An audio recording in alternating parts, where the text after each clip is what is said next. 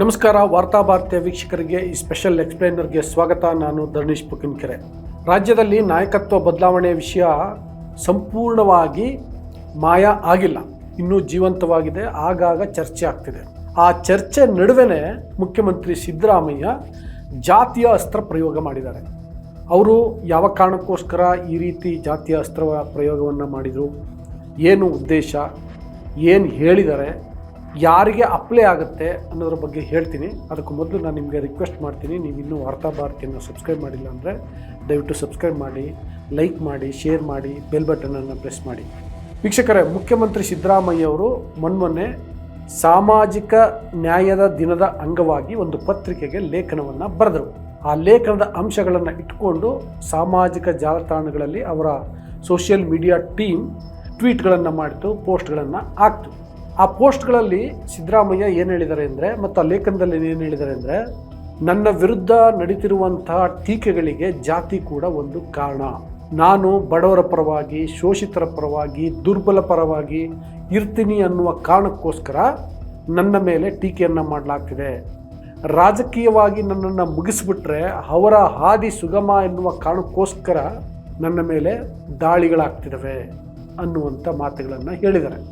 ಅಷ್ಟೇ ಅಲ್ಲದೆ, ನಾನು ಬಡವರ ಪರವಾಗಿ, ಶೋಷಿತರ ಪರವಾಗಿ, ದುರ್ಬಲ ಪರವಾಗಿ ಕಾರ್ಯಕ್ರಮಗಳನ್ನು ರೂಪಿಸ್ತೀನಿ ಅನ್ನುವ ಕಾರಣಕ್ಕೋಸ್ಕರವೇ ನನ್ನನ್ನು ವಿರೋಧಿ ಮಾಡ್ತಿದ್ದಾರೆ ಅನ್ನುವಂಥ ಮಾತುಗಳನ್ನು ಕೂಡ ಹೇಳಿದ್ದಾರೆ. ಇದರಲ್ಲಿ ಪ್ರಧಾನವಾಗಿ ಕಾಣುವಂಥದ್ದು, ಅವರು ಬಡವರ ಪರವಾಗಿದ್ದಾರೆ, ಆ ಕಾರಣಕ್ಕೋಸ್ಕರ ವಿರೋಧ ಮಾಡ್ತಾರೆ ಅಂತ ಅನ್ನೋದು ಒಂದು. ಇನ್ನೊಂದು, ನನ್ನನ್ನು ಜಾತಿಯ ಕಾರಣಕ್ಕೋಸ್ಕರನೇ ವಿರೋಧ ಮಾಡ್ತಾರೆ ಅನ್ನುವಂಥದ್ದು. ಇನ್ನೂ ಒಂದು ಮಾತು ಹೇಳಿದ್ದಾರೆ, ಇವರು ಆರ್ಥಿಕ ತಜ್ಞರಲ್ಲ, ಆಗಿದ್ದರೂ ಕೂಡ ಆರ್ಥಿಕ ತಜ್ಞರಿಗೆ ಸರಿಸಮಾನವಾಗಿ ಬಜೆಟ್ ಮಂಡಿಸಿದ್ದಾರೆ ಎನ್ನುವ ಕಾರಣಕ್ಕೋಸ್ಕರ ನನ್ನ ಬಗ್ಗೆ ಕೆಲವರಿಗೆ ಅಸೂಯೆ ಅಂತ ಹೇಳಿದ್ದಾರೆ. ನೋಡಿ, ಇವೆಲ್ಲವನ್ನು ಗಮನಿಸ್ತಾ ಇದ್ದರೆ ಸಿದ್ದರಾಮಯ್ಯ ಏನೋ ಉದ್ದೇಶ ಇಟ್ಕೊಂಡು ಈ ರೀತಿ ಪೋಸ್ಟ್ ಮಾಡಿರ್ಬೋದು ಅಂತ ಅನಿಸುತ್ತೆ. ನಾನು ಆಗಲೇ ಹೇಳ್ದಂಗೆ ನಾಯಕತ್ವ ಬದಲಾವಣೆ ವಿಷಯ ಚರ್ಚೆ ಆಗ್ತಾಯಿತ್ತು. ಡಿ ಕೆ ಶಿವಕುಮಾರ್ ಮಾರ್ಮಿಕವಾಗಿ ಮಾತುಗಳನ್ನು ಆಡ್ತಾಯಿದ್ರು, ಟ್ವೀಟ್ಗಳನ್ನು ಮಾಡ್ತಾಯಿದ್ರು. ಈ ರೀಸೆಂಟ್ಲಿ ಒಂದು ಟ್ವೀಟನ್ನು ಮಾಡಿದರು, ಪ್ರಾರ್ಥನೆ ಫಲಿಸದಿದ್ದರೂ ಪ್ರಯತ್ನ ಫಲಿಸುತ್ತೆ ಅಂತ. ಈಗ ಅವರು ಒಗಟಿನ ಮಾತುಗಳನ್ನು ಆಡ್ತಿದ್ರು. ಬಹುಶಃ ಡಿ ಕೆ ಶಿವಕುಮಾರ್ ಅವರ ಒಗಟಿನ ಮಾತುಗಳಿಗೆ ಅದೇ ದಾಟಿಯಲ್ಲಿ ಉತ್ತರ ಕೊಡಬೇಕು ಅನ್ನುವ ಕಾರಣಕ್ಕೋಸ್ಕರವೇ ಸಿದ್ದರಾಮಯ್ಯ ಈ ರೀತಿ ಲೇಖನ ಬರೆದ್ರಾ ಅಥವಾ ಸೋಷಿಯಲ್ ಮೀಡಿಯಾ ಪೋಸ್ಟ್ಗಳನ್ನು ಹಾಕಿದ್ರಾ ಅನ್ನುವಂಥದ್ದು ಚರ್ಚೆ ಆಗ್ತಾ ಇದೆ. ಇದಕ್ಕೆ ಕಾಂಗ್ರೆಸ್ ಪಾಳ್ಯದಲ್ಲಿ ಅಂತಹ ಪ್ರತಿಕ್ರಿಯೆಗಳು ಏನು ಬರ್ತಾ ಇಲ್ಲ. ಸಚಿವ ಪ್ರಿಯಾಂಕ್ ಖರ್ಗೆ ಒಬ್ಬರು ಪ್ರತಿಕ್ರಿಯಿಸಿದ್ದಾರೆ. ಅವರು ಹೇಳಿದ್ದಾರೆ, ಎಲ್ಲರೂ ಅವ್ರನ್ನ ಸಹಿಸ್ಕೊಂಡಿರೋ ಕಾರಣಕ್ಕೋಸ್ಕರನೇ ತಾನೇ ಅವರು ಇಷ್ಟೊಂದು ಬಜೆಟನ್ನು ಮಂಡಿಸಲಿಕ್ಕೆ ಸಾಧ್ಯ ಆಗಿದ್ದು, ಇಷ್ಟು ಒಳ್ಳೆ ಕೆಲಸ ಮಾಡಲಿಕ್ಕೆ ಸಾಧ್ಯ ಆಗಿದ್ದು ಅಂತ ಹೇಳ್ತಿದ್ದಾರೆ. ಮತ್ತು ಪ್ರಿಯಾಂಕ್ ಖರ್ಗೆ ಹೇಳಿದ್ದಾರೆ, ಸಿದ್ದರಾಮಯ್ಯ ಅವರಿಗೆ ಕಾಂಗ್ರೆಸ್ ಪಕ್ಷದಲ್ಲಿ ವಿರೋಧಿಗಳಿಲ್ಲ, ವಿರೋಧಿಗಳಿರೋದು BJPಯಲ್ಲಿ ಮತ್ತು RSSನಲ್ಲಿ. ಸ್ವತಃ ಸಿದ್ದರಾಮಯ್ಯ ಕೂಡ ಆ ಮಾತನ್ನು ಹೇಳ್ತಿದ್ದಾರೆ, ಸೈದ್ಧಾಂತಿಕವಾಗಿ BJP ಮತ್ತು RSS ನನ್ನ ವಿರೋಧಿಗಳು ಅಂತ. ಮತ್ತು BJPಯವರು ಕೂಡ ಸಿದ್ದರಾಮಯ್ಯ ವಿರುದ್ಧ ಇದೇ ರೀತಿ ಟಾರ್ಗೆಟ್ ಮಾಡ್ತಿದ್ದಾರೆ ಅಂತ ಹೇಳಿದ್ದಾರೆ. ಬಟ್ ಪ್ರಿಯಾಂಕ್ ಖರ್ಗೆ ಅವರ ಹೇಳಿದ ರೀತಿಯಲ್ಲಿ BJPಯವರು ಮಾತ್ರ ಅಥವಾ RSSದವರು ಮಾತ್ರ ಸಿದ್ದರಾಮಯ್ಯವರನ್ನು ಟಾರ್ಗೆಟ್ ಮಾಡ್ತಿಲ್ಲ. ಹಂಗೆ ನೋಡಿದ್ರೆ ರಾಜ್ಯ BJPಯ ಈಗ ಏನು ಪ್ರತಿಪಕ್ಷ ಇದೆಯಲ್ಲ, ಅದು ಒಂದು ರೀತಿಯಲ್ಲಿ ಅಸ್ತಿತ್ವನೇ ಉಳಿಸ್ಕೊಂಡಿಲ್ಲ. ನಂಬರಲ್ಲಿರ್ಬೋದು, ಆದರೆ ನಿಜಕ್ಕೂ ರಾಜ್ಯ ಸರ್ಕಾರದ ವಿರುದ್ಧ, ಮುಖ್ಯಮಂತ್ರಿ ಸಿದ್ದರಾಮಯ್ಯ ವಿರುದ್ಧ, ಡಿ ಕೆ ಶಿವಕುಮಾರ್ ವಿರುದ್ಧ ಹೇಗೆ ಹೋರಾಟವನ್ನು ರೂಪಿಸ್ಬೋದಿತ್ತೋ ಆ ರೀತಿ ರೂಪಿಸ್ತಾ ಇಲ್ಲ. ಆ ವಿಷಯದಲ್ಲಿ JDS ಕೂಡ ಹೊರತಾಗಿಲ್ಲ. BJP ಮತ್ತು JDSನಲ್ಲಿ ಸಿದ್ದರಾಮಯ್ಯ ಬಗ್ಗೆ ಅಷ್ಟೊಂದು ತೀಕ್ಷ್ಣವಾದಂತಹ ವಿರೋಧ ವೈಚಾರಿಕವಾಗಿ ಏನೂ ನಡೀತಾ ಇಲ್ಲ. ಏನೋ ಇಶ್ಯೂಗಳು ಬಂದಾಗ ಮಾತಾಡ್ತಾರೆ, ಹೋಗ್ತಾರೆ. ಬಟ್ ಕಾಂಗ್ರೆಸ್ನಲ್ಲಿ ನಾಯಕತ್ವದ ಹಂಚಿಕೆ ವಿಷಯಕ್ಕೆ ಸಂಬಂಧಪಟ್ಟಂತೆ ಮತ್ತು ಬೇರೆ ಬೇರೆ ಕಾರಣಗಳಿಗೋಸ್ಕರ ಒಂದು ಶೀತಲ ಸಮರ ಇದ್ದೇ ಇದೆ, ಮುಖ್ಯವಾಗಿ ಸಿದ್ದರಾಮಯ್ಯ ಮತ್ತು ಡಿ ಕೆ ಶಿವಕುಮಾರ್ ನಡುವೆ, ಅಥವಾ ಸಿದ್ದರಾಮಯ್ಯ ಬಣ ಮತ್ತು ಡಿ ಕೆ ಶಿವಕುಮಾರ್ ಅವರ ಬಣದ ನಡುವೆ. ಈಗ ಅದು ಈ ರೀತಿ ಈ ಒಗಟಿನ ರೂಪದಲ್ಲಿ ಪ್ರಕಟಗೊಳ್ತಿರ್ಬೋದು ಅಂತ ಅನ್ನಿಸ್ತಾ ಇದೆ. ಇದಕ್ಕೆ ಭಾಳ ಇಂಟ್ರೆಸ್ಟಿಂಗ್ ಆದಂಥ ವಿಷಯ ಏನು ಅಂತಂದರೆ, ಡಿ ಕೆ ಶಿವಕುಮಾರ್ ಹೆಂಗೆ ರಿಯಾಕ್ಟ್ ಮಾಡ್ತಾರೆ ನೋಡಬೇಕು. ಇಲ್ಲಿವರೆಗೂ ಅವರು ರಿಯಾಕ್ಟ್ ಮಾಡಿಲ್ಲ. ಅವರು ಇನ್ನೊಂಥರ ಮಾತಾಡ್ತಾರಲ್ವ, ಮಾರ್ಮಿಕವಾಗಿ, ಇಂಡೈರೆಕ್ಟಾಗಿ ಮಾತಾಡ್ತಾರಲ್ವ. ಈ ಟ್ವೀಟ್ಗಳ ಬಗ್ಗೆ, ಈ ಪೋಸ್ಟ್ಗಳ ಬಗ್ಗೆ ಅಥವಾ ಈ ಲೇಖನಗಳ ಬಗ್ಗೆ ಡಿ ಕೆ ಶಿವಕುಮಾರ್ ಏನು ಮಾಡ್ತಾರೆ ಅನ್ನೋದು ನಿಜಕ್ಕೂ ಇಂಟ್ರೆಸ್ಟಿಂಗ್.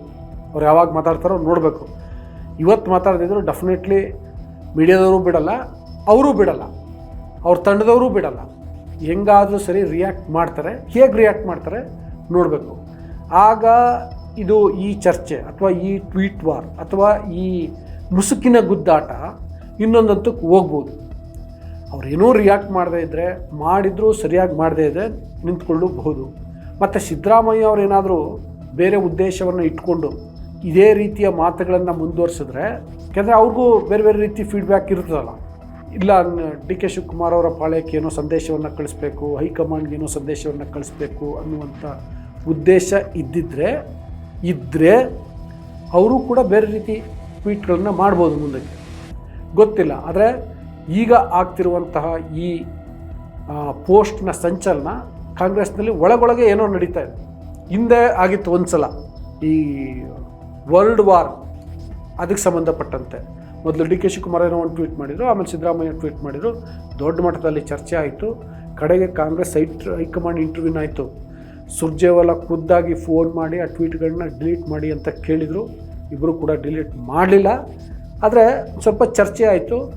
ಈಗ ಅದು ಇನ್ನೊಂದು ಹಂತಕ್ಕೆ ಹೋಗುತ್ತಾ ಇಲ್ವಾ ಗೊತ್ತಿಲ್ಲ.